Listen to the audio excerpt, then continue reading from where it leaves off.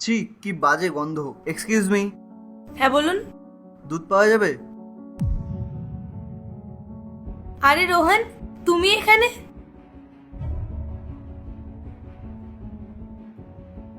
কে তুমি?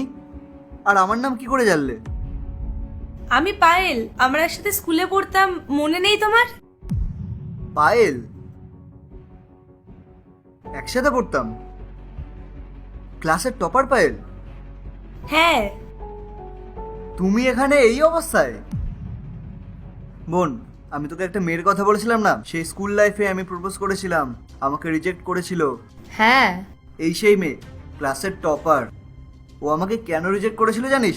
ও বলেছিল ও নাকি পড়াশোনা করতে চায়, জীবনে উন্নতি করতে চায়। তুমি এইসবের জন্য আমাকে রিজেক্ট করেছিলে, যাতে তুমি গরু চড়াতে পারো, গোয়াল ঘর পরিষ্কার করতে পারো। দেখ বোন, ও বিয়েও করে নিয়েছে। তুই আমার দাদাকে রিজেক্ট করেছিলিস? আজকে যদি ওর প্রপোজালটা তুই অ্যাকসেপ্ট করতিস না, তাহলে রানীর মতো থাকতিস, বুঝলি? এসব ছাড়ো না, এসব বলে কি এখন আর কোনো লাভ হবে? বলো কি জন্য এসেছো এখানে? দুধ নিতে এসেছিলাম, কিন্তু আমি এটা ভাবিনি যে এখানে এসে আমার তোমার সাথে দেখা হয়ে যাবে। তোমাকে দেখে না আমার মায়া লাগছে, আর ভালোও লাগছে যে আগে তোমার যে অহংকার ছিল এখন সব শেষ। হ্যাঁ মানছি আমি পড়াশোনা একটু খারাপ ছিলাম, কিন্তু আমি রিচ ফ্যামিলি থেকে বিলং করতাম, আর আমি এখনো রিচ। হ্যাঁ ঠিকই বলেছো তুমি, তখন হয়তো আমার তোমাকে বিয়ে করে নেওয়াই উচিত ছিল, কিন্তু এখন আমি যেখানে আছি না, খুব ভালোই আছি।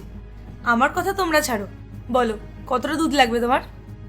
এটা তো তুমি তোমার প্রেস্টিজ বাঁচানোর জন্য বলছো, কিন্তু মনে মনে এটাই ভাবছো, ইস সেদিন যদি ওকে হ্যাঁ বলে দিতাম, তাহলে এখন আমার লাইফ কত ভালো হতো।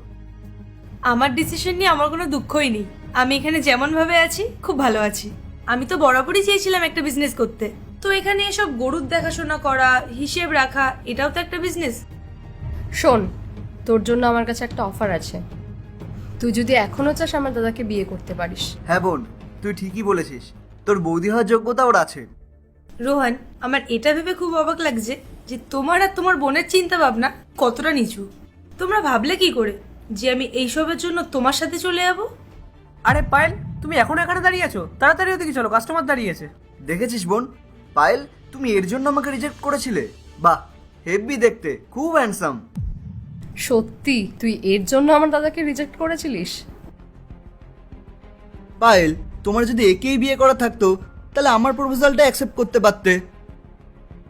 পায়েল, এনারা কারা? এখানে এইভাবে অসভ্যতামি করছে?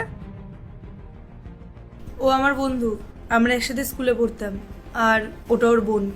কি, তোমার বন্ধু? আরে আগে বলবে তো, ওদেরকে